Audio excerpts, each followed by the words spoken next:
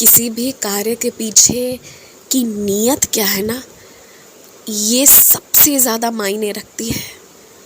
अगर तुम पूजा प्रेम वश कर रहे हो, भक्ति वश कर रहे हो, तो वो सर्वश्रेष्ठ है, वो उचित है। लेकिन वही पूजा अगर तुम दिखावा के लिए कर रहे हो तो कर्म वही कर रहे हो, लेकिन इन दोनों ही परिस्थितियों में ना परिणाम अलग अलग मिलेंगे तुम्हें। वही पूजा अगर सिर्फ किसी को डराने के लिए, किसी को नीचा दिखाने के लिए कर रहे हो तो परिणाम अलग होगा।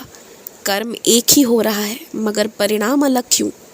सब कुछ नियत की बात है। जैसी नियत होगी वैसा ही परिणाम होगा। इसीलिए हमेशा कहा जाता है नियत साफ रखो, नियत अच्छी रखो। तुम्हें मौन वहीं तक धारण करना चाहिए जहाँ तक बात तुम्हारे चरित्र की ना हो रही हो।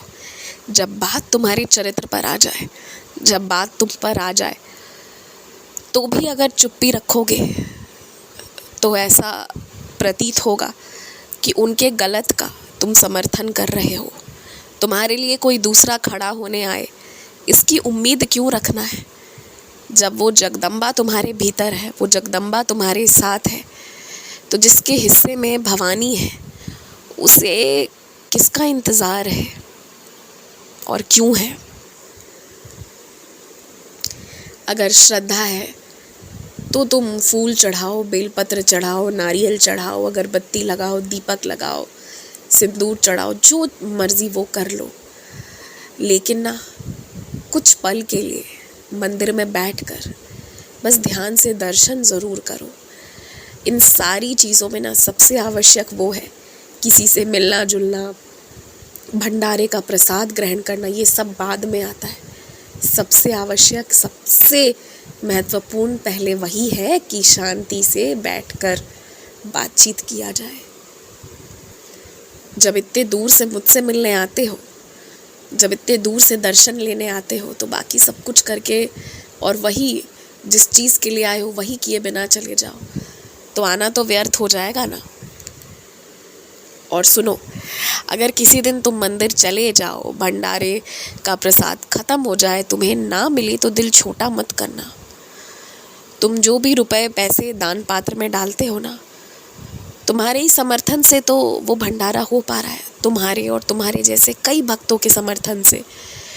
तो तुम ये मान लो कि जो लोग भूखे हैं, जिन्हें आवश्यकता है ना, उन्हें वो मिल जा रहा है, क्योंकि उनके लिए वो प्रसाद क्या खाना है, खाना वो उसी पे जी रहे हैं, तो उन्हें वो ग्रहण करना बहुत ज़रूरी है।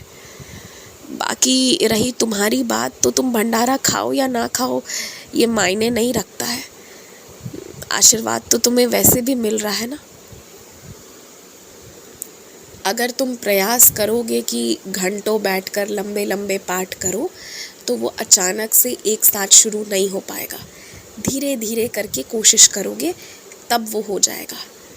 एक साथ पहाड़ नहीं उठाया जा सकता, कंकड़ पत्थर फिर धीरे धीरे पहाड़ तक पहुंचा जाता है। तो इसलिए तुम्हें भी धीरे धीरे चलना होगा, और जितनी देर करो बस मन लगा कर करो, ध्यान लगा कर करो। ये ज़रूरी है, ये आवश्यक है। खुश रहो, मुस्कुराते रहो।